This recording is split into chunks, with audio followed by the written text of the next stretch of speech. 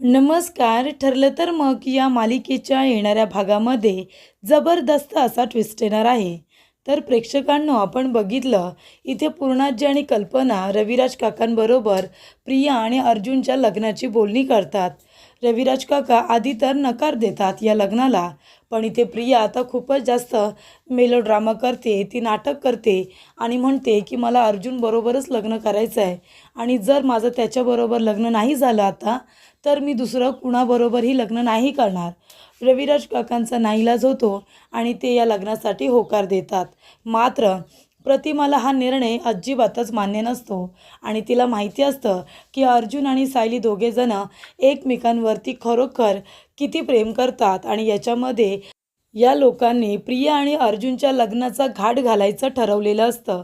पण हे प्रतिमाला अजिबात मान्य नसतं, कारण तिचा सायलीवरतीही तेवढा जीव असतो जेवढा की तिच्या खऱ्या मुलीवरती. त्यामुळे इथे आता प्रतिमा कुठे ना कुठेतरी मनामध्ये खूपच जास्त नाराज झालेली असते. तिचं म्हणणं असतं की अर्जुन आणि सायली या दोघांना खरं तर आपण सगळ्यांनी मिळून एकत्र आणलं पाहिजे, ना की त्या दोघांना आपण एकमेकांपासून वेगळं केलं पाहिजे. तेव्हा कुठे ना कुठेतरी तिच्यातली ममता जागी होते आणि आता प्रतिमा, सायली त्याचबरोबर चैतन्य, अर्जुन चौघेजण एकत्र येतात आणि त्यांना त्यांच्या प्लॅनमध्ये साथ देते ती कुसुमताई. हे आता 4-5 जणे एकत्र येऊन प्रियाचा पर्दाफाश करायचं ठरवतात आणि प्रियाला किडनॅप करायचं ठरवतात. तर इकडे आता प्रिया आणि अर्जुनचा जो काही साखरपुडा सुभेदार कुटुंब आणि किल्लेदार कुटुंब यांनी करायचा ठरवलेला असतो, त्या साखरपुड्याच्या दिवशीच चैतन्य, कुसुमताई सगळेजण मिळून प्रियाला आता एका रूममध्ये कोंडून ठेवतात आणि इथे आता प्रियाच्या जागी सायली तिथे उभी राहते आणि अर्जुन आणि सायली या दोघांचा साखरपुडा आता सगळ्यांच्या संमतीने पार पडलेला असतो. तर इकडे अचानकपणे हे लोक एकत्र येऊन कशा पद्धतीने प्रियाचा प्लॅन, तिचा हा पर्दाफाश कशा पद्धतीने करतात, तिचा प्लॅन कसा उधळून लावतात, आजच्या भागामध्ये प्रेक्षकांनो सविस्तरपणे आपण बघूया. तर इथे प्रियाचा आगाऊपणा दिवसेंदिवस वाढत चाललेला असतो. ती अतिरेकच करत असते. काही करून तिला सगळ्यांच्या मनामध्ये आपली जागा निर्माण करायची असते आणि त्यासाठी ती खोटं खोटं नाटक अगदी प्रेमाचं चांगल्या पद्धतीने करत असते आणि त्यामुळेच तिथे आता सगळ्यांच्या मनामध्ये तिने एक तिची पॉझिटिव्ह जागा निर्माण केलेली असते आणि त्याच्यामधूनच घरातले सगळेजण आता कन्व्हिन्स झालेले असतात की आपण आता प्रियाचं लग्न म्हणजे तन्वीचं लग्न अर्जुनबरोबर करूया. हे जे काही ठरलेलं असतं ते रविराज काका आणि प्रतिमापर्यंत पोचतं. रविराज काका म्हणतात की अर्जुनमुळे आधीच माझी मुलगी खूपच जास्त टेन्शनमध्ये होती. तिने स्वतःला संपवण्याचा विचार केला होता. तिने स्वतःला किती त्रास करून घेतला आहे हे तुम्ही सगळ्यांनी बघितलं आहे आणि तरीसुद्धा तुम्ही पुन्हा माझ्या मुलीला त्या सगळ्या गोंधळामध्ये टाकायचं ठरवताय का? हे मला मान्य नाही आहे. मी ह्या लग्नाला नाही परवानगी देऊ शकत.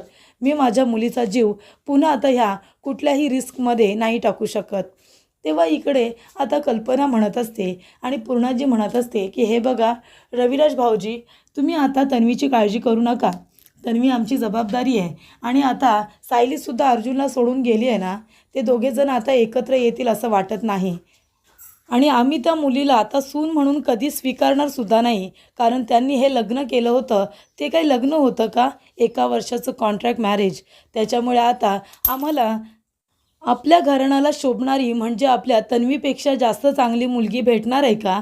तेव्हा तन्वी आणि अर्जुन या दोघांचं लग्न सगळ्यांच्या समवेत सगळ्यांच्या आशीर्वादाने पार पडलं पाहिजे अशी आमची इच्छा आहे आणि ह्या वेळेला आम्ही अर्जुनचं काहीसुद्धा ऐकणार नाही. त्यावेळेला त्याने आमचं ऐकलं नव्हतं ना आणि परिणामी किती मोठा फटका आपल्याला बसला, किती मोठा आपला इथे घात झाला हे आपण बघितलेलं आहे. त्याच्यामुळे या वेळेला अर्जुनला आमचं ऐकावंच लागेल. तेव्हा तुम्ही फक्त परवानगी द्या रविराज, सगळं काही ठीक होईल. तेव्हा इकडे रविराज काकांचा नाहीच असतो. पण इथे प्रिया नाटक करते रडायचं.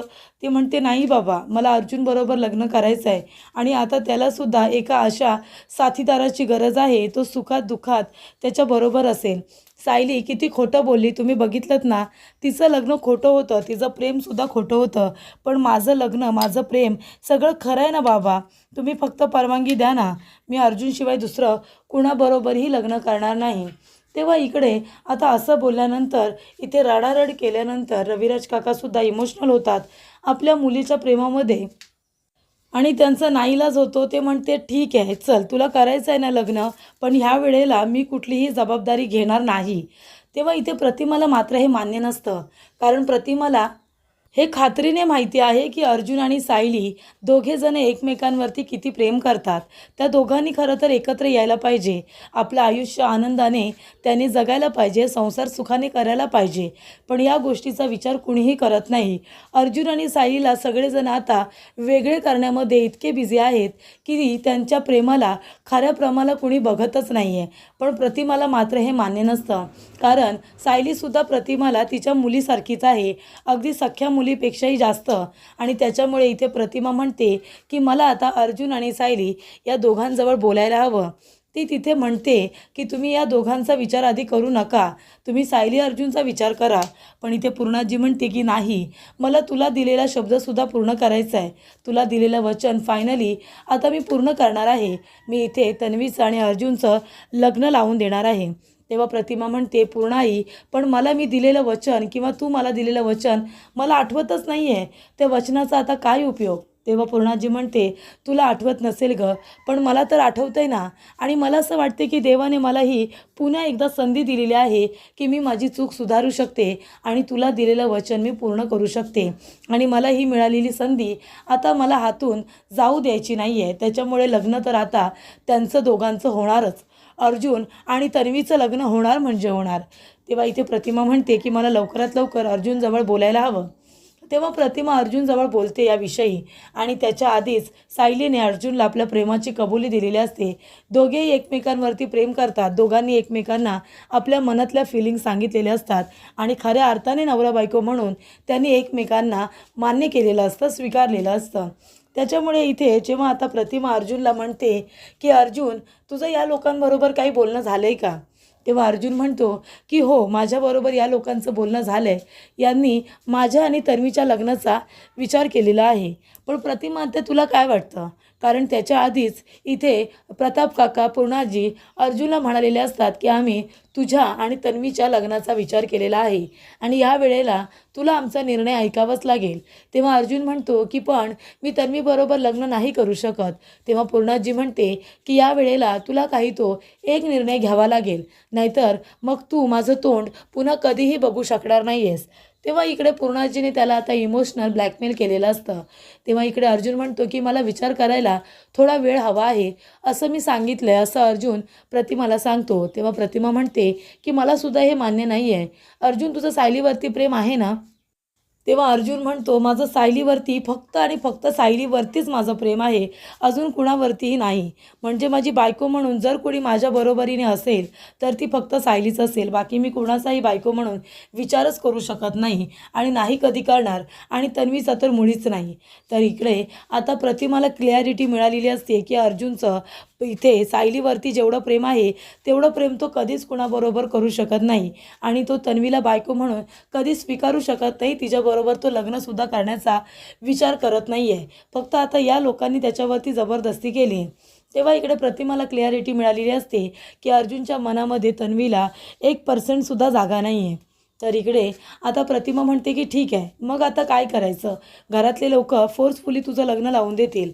तेव्हा अर्जुन म्हणतो मागच्या वेळेला सुद्धा यांचं हाच प्लॅन होता आणि म्हणूनच या लोकांना वैतागून मला मिसेस सायली यांच्याबरोबर 1 वर्षासाठी कॉन्ट्रॅक्ट मॅरेज करावं लागलं.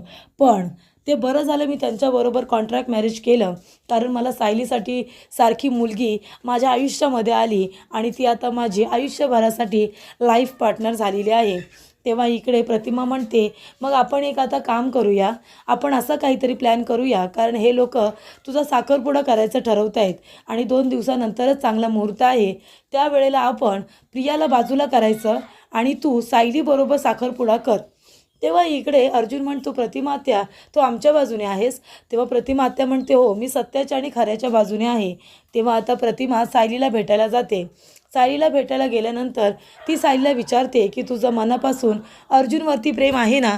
तेव्हा सायली म्हणते की माझं फक्त आणि फक्त अर्जुन सरांवरतीच प्रेम आहे, बाकी कुणावरतीही नाही. त्यांच्यापेक्षा जास्त प्रेम मी ना कधी कुणावरती केलं आहे आणि ना कधी करणार. त्यानंतर इकडे आता तिला क्लॅरिटी मिळालेली असते की अर्जुन आणि सायली दोघेजण एकमेकांसाठी बनलेले आहेत आणि ते दोघेजण एकमेकांपासून अजिबात वेगळे नाही राहू शकत. तेव्हा इकडे आता प्रतिमा म्हणते की सायली, सुभेदारांनी आणि किल्लेदारांनी मिळून इथे आता अर्जुन आणि सायली या दोघांच्या लग्नाचा विचार केलेला आहे. 2 दिवसानंतर साखरपुडा आहे. तेव्हा इथे अर्जुन तर टेन्शनमध्ये आला आहे की ही गोष्ट तुला आता कशी सांगायची आणि घरातले लोक त्याच्यावरती प्रेशर टाकतायत. तेव्हा सायली म्हणते की मागच्या वेळेला सुद्धा अर्जुन सरांचं माझ्याबरोबर कॉन्ट्रॅक्ट मॅरेज करण्याचं महत्त्वाचं कारण म्हणजे हेच होतं की त्यांना प्रियाबरोबर लग्नच करायचं नाही आहे आणि घरातले लोक त्यांना समजूनच घेत नाही आहेत. तेव्हा इकडे आता प्रतिमा म्हणते मग काय करायचं. तेव्हा प्रतिमा, चैतन्य, त्याचबरोबर कुसुमताई हे आता सगळेजण एकत्र आलेले असतात आणि म्हणतात की ठीक आहे, आता आपण सुद्धा प्रियासारखा खेळ खेळायचा. ज्या दिवशी साखरपुडा असेल ना त्या दिवशी प्रियाला गायब करायचं आणि त्या ठिकाणी लाईट गेल्यानंतर आपल्या सायली वहिनीला उभं करायचं. ठीक आहे ना, हा प्लॅन आपण 4-5 जणांनी सक्सेसफुल करून दाखवायचा आहे, चालेल ना. सगळेजण इथे आता तयार झालेले असतात आपल्या प्लॅनसाठी आणि ज्या दिवशी आता साखरपुडा असतो त्या दिवशी प्रिया आता बाहेर आलेली असते आणि ती बाहेर येत असताना बरोबर लाईट गेलेली असते आणि लाईट गेल्यानंतर इथे चैतन्य जाऊन लाईट बंद करतो आणि त्याचबरोबर इथे कुसुमताई आणि इथे चैतन्य दोघंजणं मिळून आता प्रियावरती लक्ष ठेवून तिला एका रूममध्ये घेऊन जातात आणि तिच्या तोंडावरती इथे नशेचं औषधसुद्धा लावतात जेणेकरून ती आता बेशुद्ध झालेली असते आणि तिला एका रूममध्ये नेऊन ठेवतात आणि दाराला कडी लावून घेतात. त्याच्यानंतरला प्रिया त्या ठिकाणी नसते. तर हा प्लॅन तिने अगदी व्यवस्थितरित्या केलेला असतो.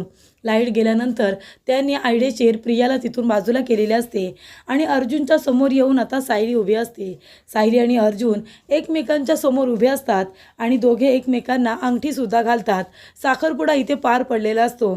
सुभेदार आणि किल्लेदार दोन्ही कुटुंब बघतच बसलेले असतात. काय बोलायचं, एवढे सगळे पाहुणे इथे आलेले आहेत आणि त्यांच्यासमोर अर्जुन आणि सायली यांनी पुन्हा एकमेकांच्या हातामध्ये अंगठी घालून सगळ्यांसमोर साखरपुडा केलेला असतो. तेव्हा अर्जुन म्हणतो, बघितलंच, माझा साखरपुडा ज्या मुलीबरोबर व्हायला हवा आहे त्या मुलीबरोबर माझा साखरपुडा झालेला आहे. अर्जुन आणि सायली हे दोघेजण एकमेकांपासून कधीही वेगळे होऊ शकत नाही. कुणीही कितीही प्रयत्न केला तरीसुद्धा प्रियाने आम्हाला दोघांना वेगळं करण्यासाठी खूपच जास्त प्रयत्न केलेले आहेत, पण तिचा हा प्लॅन, तिचे हे प्रयत्न आम्ही कधीही पूर्ण होऊ देणार नाही. मला या घरातून बाहेर काढून तिला अर्जुन सरांबरोबर लग्न करायचं आहे. तिच्या दृष्टिकोनातून आमचं लग्न खोटं आहे, पण आमच्या दृष्टिकोनातून आम्ही त्या कागदाच्या तुकड्याला मान देत नाही, पण मंदिरामध्ये केलेलं लग्न देवा ब्राह्मणांच्या साक्षीने सगळ्या रूढी परंपरा मानून आम्ही ते लग्न केलं होतं, अगदी एकदम विधिवत. त्याच्यामुळे आमच्या लेखी आमचं लग्न किती खरं आहे हे तुम्हाला माझ्या गळ्यातलं मंगळसूत्र बघून आतापर्यंत कळायला पाहिजे. अर्जुन सर एक दिवससुद्धा इथे थांबत नाही. ते चाळीमध्ये मला फक्त दिवसभर तिथे उभे राहून मला थोडंसं बघण्यासाठी तिथे येतात. याच्यावरूनच तुम्हाला कळायला हवं की त्यांचं माझ्यावरती किती प्रेम आहे. दिवसभरामध्ये एक झलक बघण्यासाठी तो माणूस उन्हातानात उभा राहतो. कशासाठी? खोटं प्रेम आहे म्हणून का? खरं प्रेम आहे म्हणूनच ना. मग हे या घरातल्या लोकांना तर कळत नाही आहे, मग ते कुणाला कळणार. या प्रियाला तर आम्ही दोघेजण कधी वेगळे होतोय आणि ती अर्जुन सरांबरोबर लग्न करते या दिवसाची ती वाट बघते आणि तुमच्या सगळ्यांकडून मला ही अपेक्षा नव्हती. म्हणजे तुम्हाला अर्जुन सर तुमचा लाडका नातू आहे, तुमचा लाडका मुलगा आहे, त्यांच्या डोळ्यात बघून तुम्हाला कळत नाही आहे का अर्जुन सरांना कुणाची गरज आहे, कुणाची नाही. त्यांच्या डोळ्यात माझ्याबद्दलचं प्रेम दिसत नाही, माझ्या डोळ्यात तुम्हाला त्यांच्याबद्दलचं प्रेम दिसत नाही आहे. म्हणजे तुम्ही दोघेजण त्यांचं मनाविरुद्ध लग्न करणार आणि त्यांनी एका अशा मुलीबरोबर आपलं आयुष्य काढायचं जिच्यावरती त्यांचं प्रेमच नाही आहे आणि तिच्याबरोबर जबरदस्तीने तुम्ही लग्न लावून द्यायचा विचार करताय. मागच्या वेळीसुद्धा तुमचं हेच चुकलं होतं. त्यांची मर्जी तुम्ही त्यांची मर्जी विचारली नाही, तुम्ही त्यांची मर्जी जाणली नाही आणि जबरदस्तीने त्या प्रियाबरोबर तुम्ही लग्न लावून देत होता. आणि त्यावेळेला मला मधुभाऊंना जेलमधून बाहेर काढायचं होतं. त्यावेळेला बरोबर मी तिथे गेले होते आणि म्हणून अर्जुन सरांना माझ्याबरोबर हे लग्न टाळण्यासाठी कॉन्ट्रॅक्ट मॅरेज करावा लागला होता. खरं तर ही चूक तुमच्या लोकांची आहे की तुम्ही त्यांच्यावरती इतकी जबरदस्ती केली की त्यांना नाईलाजाने माझ्याबरोबर 1 वर्षासाठी कॉन्ट्रॅक्ट मॅरेज करावं लागलं. पण आम्ही लग्नसुद्धा खरोखर केलं होतं जेणेकरून आम्ही दोघेजण खरे नवरा बायको म्हणून निदान एकत्र राहू, आमच्यामध्ये कुठलंही नातं नसलं तरीसुद्धा. तेव्हा इकडे आता सायलीने सगळ्यांना पटवून दिलेलं असतं की कशा पद्धतीने तुम्ही अर्जुनला असं जबरदस्तीने लग्न करायला सांगता की त्यांना असा काहीतरी निर्णय घ्यावा लागतो ज्याच्यामध्ये त्यांना तुम्हीच चुकीचं ठरवता. तर इकडे अर्जुन सरांनी त्यावेळेला जे केलं तेच त्यांनी ह्या वेळेला सुद्धा केलेलं आहे. पण ह्या वेळेला त्यांनी साखरपुडा त्यांच्या खरोखरच्या बायकोजवळच केलेला आहे असं सायली म्हणते. तर इथे अशा पद्धतीने सगळ्यांनी मिळून आता सगळ्यांचा प्लॅन फ्लॉप करून टाकलेला असतो.